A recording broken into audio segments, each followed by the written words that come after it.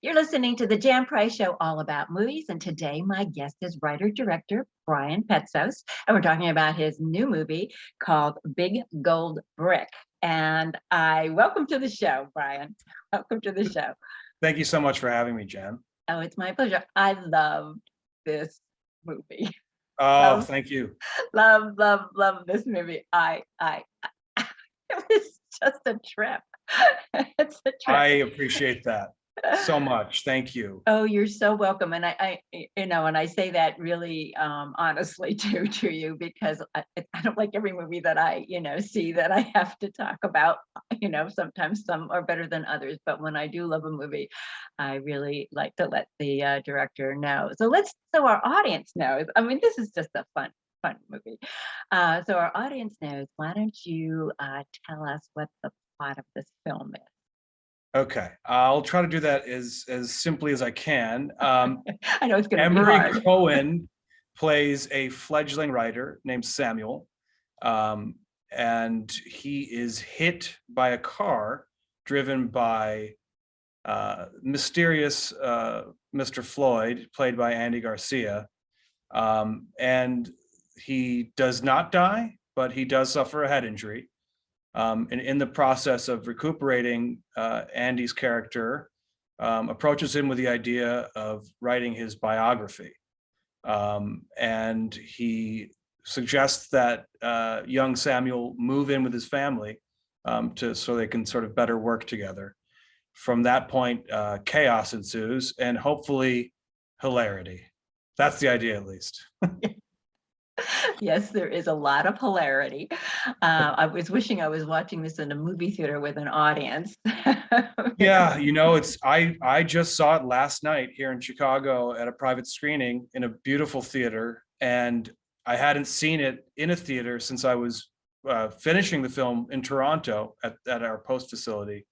And so it was really my first time seeing it in a theater, and movies are supposed to be in theaters. I agree. Every movie is better in a theater. I don't care if it's a very old black and white documentary, it's still better in a theater. That's the form. I agree. Yeah. So, and then also the social aspect of having people, laughter is such a social thing, and it's contagious as well. And even a little snicker turns into your neighbor next to you snickering, and it's a really incredible thing to have that communal experience. I couldn't agree with you more. I say that a lot on this show. I've been saying it from the beginning of the show, is that, movies need to be seen in the movie theater. And of course, with everything that's gone on, our habits have changed. But I actually was cramming. I have another interview later, and it's my annual Oscar show. And so I've been cramming to watch all the Oscar movies and trying to see as many of them in the theater as I possibly could. So Sure. I agree, because the experience does change completely. I mean, when I went to see Licorice Pizza, there was lots of laughter in that film. And I'm not sure if you were home alone watching it, whether you would laugh as heartily as we did in the movie theater. So I agree. That is true, especially something that tonally is sort of on the line. It's fascinating to watch audience behavior sway that line one way or the other. Yeah, I also saw Licorice Pizza in a theater, and I'm very glad I did, in gorgeous 70 millimeter. Yeah, it was fantastic. Yeah, it was. And we did a double feature. We also saw West Side Story. Oh, really? Yeah, and that's one of my all-time favorite movies. It's in my top 5 anyhow, so I wasn't sure I was really going to like this remake. And oh my goodness, it is really good. And when Rita Moreno started singing, the tissues came out. Oh, I also saw it opening weekend in IMAX. Did you? Oh my goodness. In New York, and it was a really crowded theater. And I also love the original, and Spielberg stayed pretty close to it. I mean, obviously he brought some innovations to it, but I loved it. It was amazing. It's such an achievement, just beautifully shot, and it's all around. He really kind of slapped every wall. Yeah, he did. He's always amazing anyhow. But yes, okay, let's talk about your movie. Okay, fine. Because I'm gonna just say this. I'm gonna say, if you were a stoner, this is a movie. It would be a good movie to be stoned. Sure, that's fine. Although I will admit on camera, I have tried marijuana before. I am not a stoner, but I will welcome that audience. Absolutely. Yes.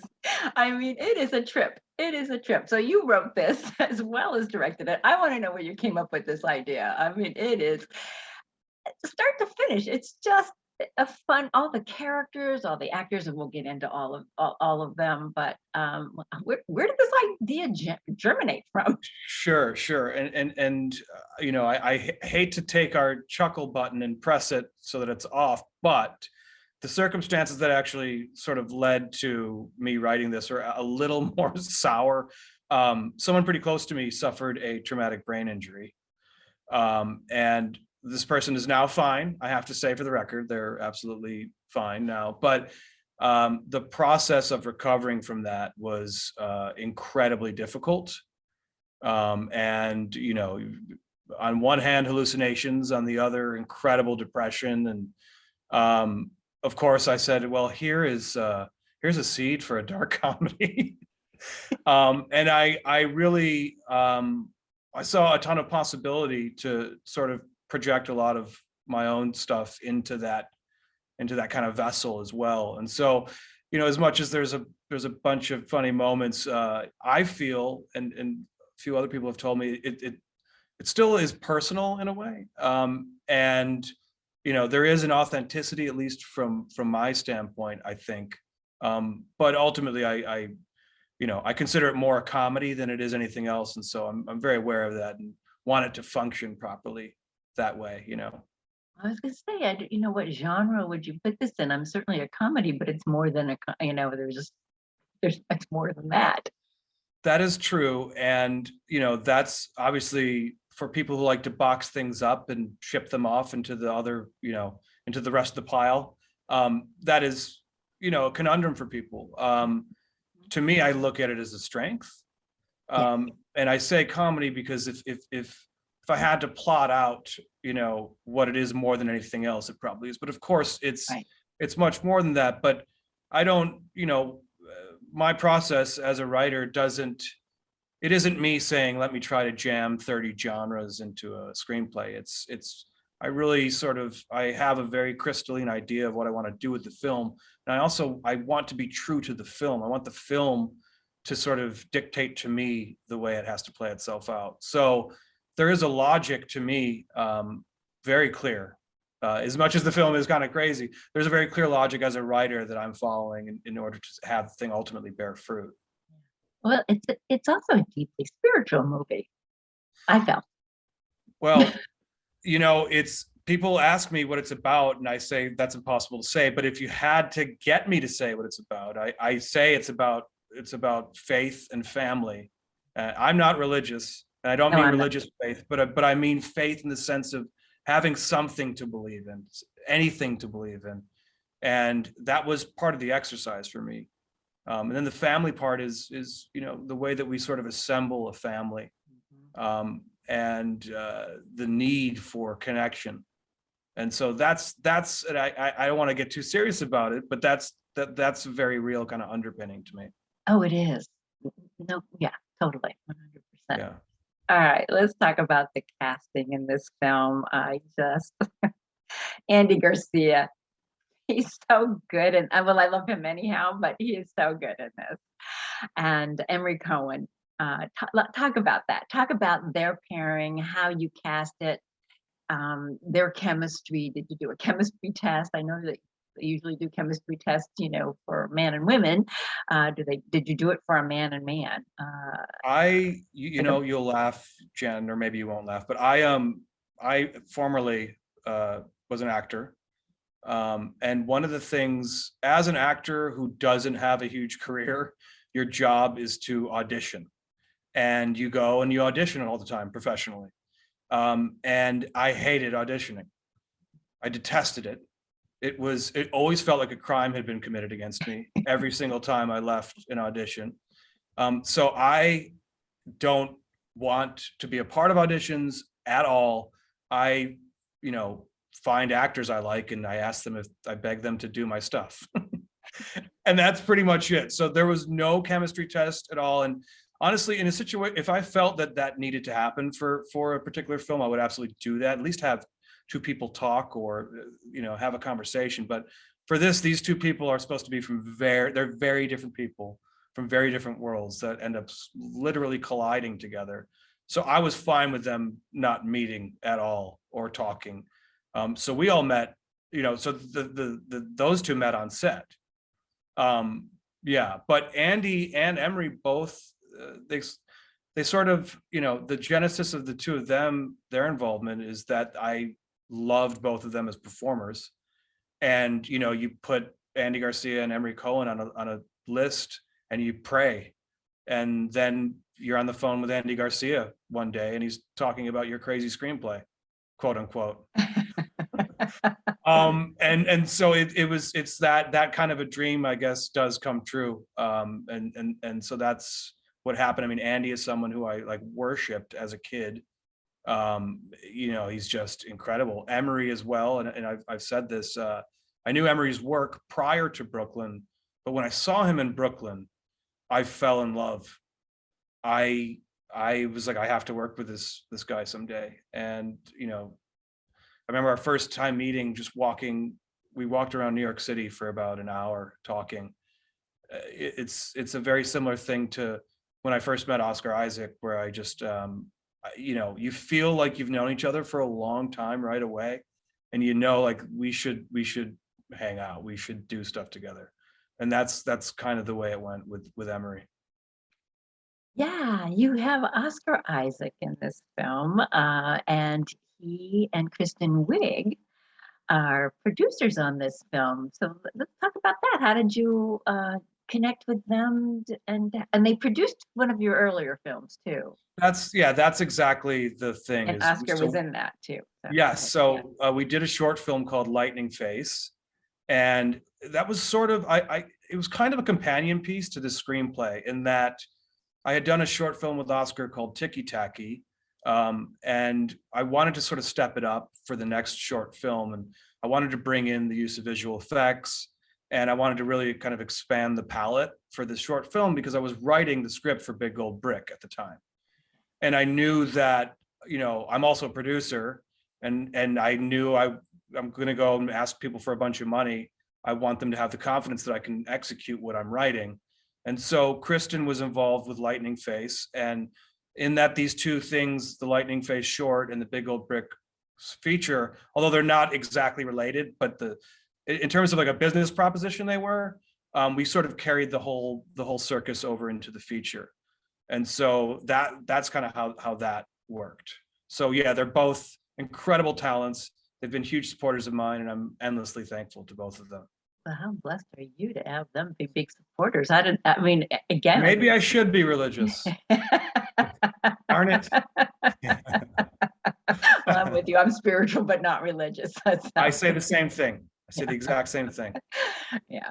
So, so Kristen Wiig. Okay. So just talk about that. I mean, how did she get involved early on with you with your other film?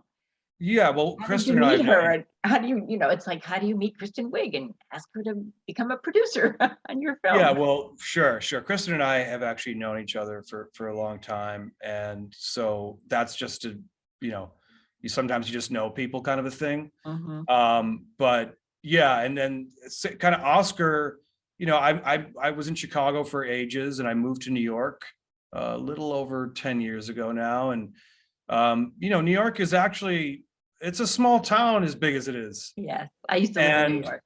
Yeah, exactly. And so you end up in kind of different social circles and working with people, having mutual friends, and it's kind of like that. And that's why I suppose that's why one does move to New York. In fact, it's when I was in Chicago, I knew, as much as I love Chicago, which is literally where I am physically today, I knew that there was a certain gear that I was not able to shift into in Chicago, unfortunately.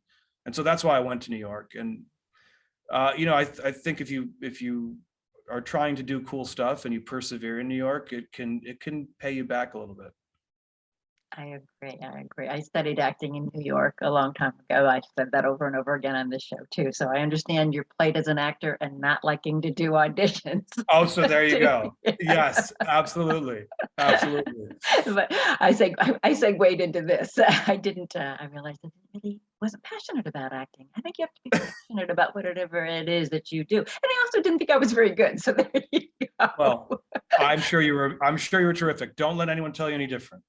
It's all right. It wasn't something I was that interested in ultimately, Okay. but I didn't want to be in my rocking chair going, I wish I could have, should have, Oh yeah, I know. I mean, it's a tough lifestyle, you know? Yes, yeah, it is. But from that, the show germinated. So therefore it's all worthwhile.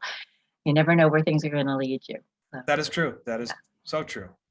so you just put out your own wish list about who you wanted to cast in this, or did you have did you have multiple people with Andy Garcia and Emory? Were they, I hate to say, were they your first choices? Because now they're in it and they're great, but were they For people that sure. you saw when they say a lot of times when you're writing, many times writers are writing screenplays have an actor or an actress in mind when they're writing, and they write it for that person because that's who they have in their head.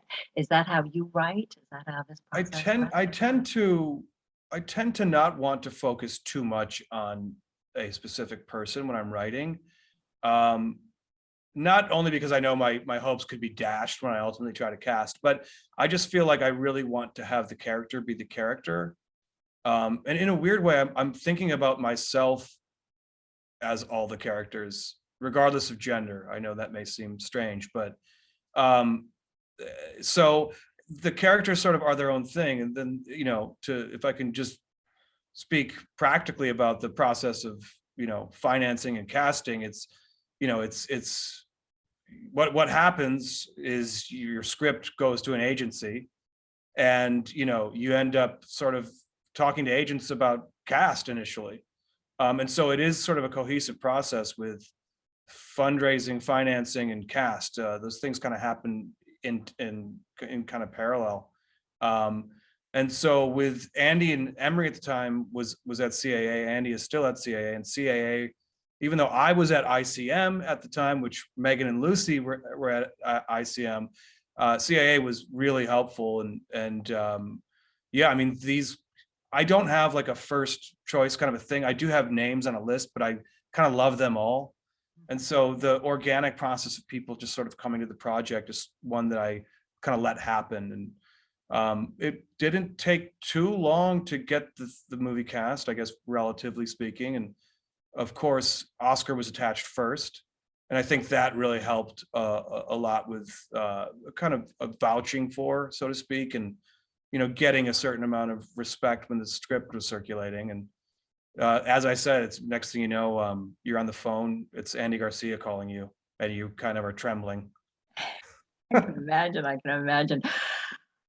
Yeah, when you have Oscar Isaac attached to your project, that's pretty big. He's in everything right now. It seems like every time I turn on something, Oscar's in it. So He that's is great. a damn fine actor, Yes, he and did. he deserves every ounce of success. Yeah, yeah, Yeah, he is also a ton of fun and a total sweetheart. that's great to hear too. So Yes, the legend is true. that's, you know what, you don't always know. You hear one thing, I mean, there's always a public persona, but then there's always a private persona too, and you don't always know if they match and they sync Yeah, up. So it's nice to he's a hear. good egg. He's a Yeah. good egg. That's great. Yeah, That's great. Well, you've worked on a number of projects, so I would hope that yeah. he is. Okay, you mentioned Lucy and Megan, so let the audience know who Lucy and Megan are. Did we? I Lucy, think you just mentioned them, Megan Fox and Lucy Hale. yes, Yeah, yes. you just mentioned them in and so people were going, well, who's Lucy and Megan? So talk, Sure. talk about both of them in this film. Absolutely. Well, Megan plays Floyd's second wife, Andy's second wife, who I actually call out as being over a quarter century his junior. Um, uh, and Lucy plays Floyd's daughter from his first marriage. And yeah, there is hinted at relationship dynamics between Emory's character and both of them. Ultimately, he ends up sort of fixating on Lucy's character. And I've described her character as sort of the postcard of the movie. She is sort of the thing that he wants to get to, and yeah, they're both incredible, and I'm so thankful that they came to play. Yeah, yeah, yeah. They are. I mean, you've got such great every character in this movie is just it's fully formed and unique, and it just a joy to watch all of them. You could just see that I felt in watching the film that there was a lot of fun that was being by all of them, that they were enjoying this, and having fun. Was that the case on the set? I think so. I really try to keep a very light set. And I try to keep a very fun atmosphere. I have used the term hippie a lot in terms of the set. Like, I really want to sort of foster that kind of an atmosphere. I also believe, and I know different directors, sort of have different opinions on this, but I like to foster a very positive, encouraging, creative environment. And I think it yields really great results. I respond very well to that. As much as I can be pretty negative in my actual life, I that is the opposite on my set. I want everything to be ultra positive. And so, yeah, fun is a huge part of it. There's a ton of laughs offset. And, I think even some of these smaller parts, I think people ideally came in and had a lot of fun doing them. Yeah, yeah, you can sense that. Oh, well, it makes going to work so much more fun too when you're gonna, because acting is a playpen, it's come into play and create, and if you have the right environment, then the creative juices can flow more, I think, rather than in a negative environment. I think when you're in a negative environment, you kind of freeze up, it's kind of like you get tense rather than feeling relaxed and be able to play and become, freer with your performance. Is that what you That enjoy? is absolutely true. I mean, I know that is the type of environment I would appreciate as an actor, and so I try to foster that as much as I can, even on a bad day. And Yeah, that happens on it does. any It creative does project. It for does. sure. What was the most difficult part of filming this movie for you? I think just the general idea that I wrote a 40-day shoot and we had 30 days.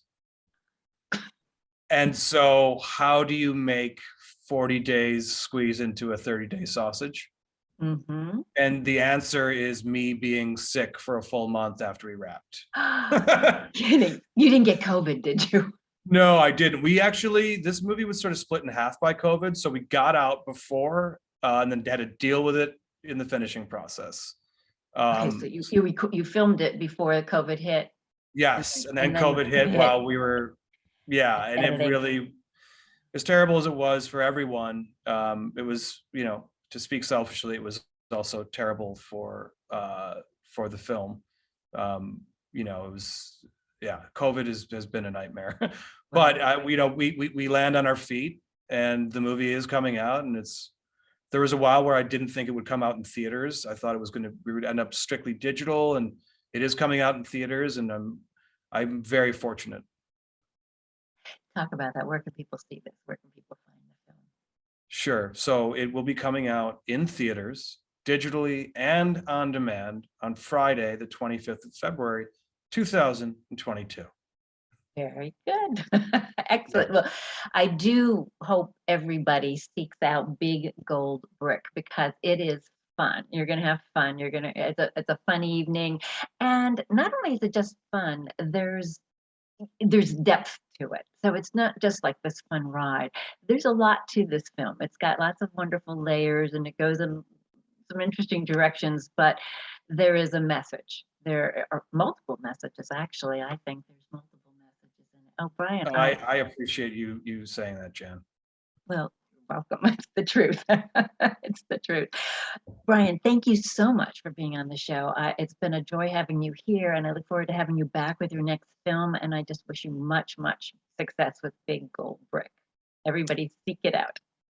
Thank you, Jen. Thank you so much. You're welcome, Brian.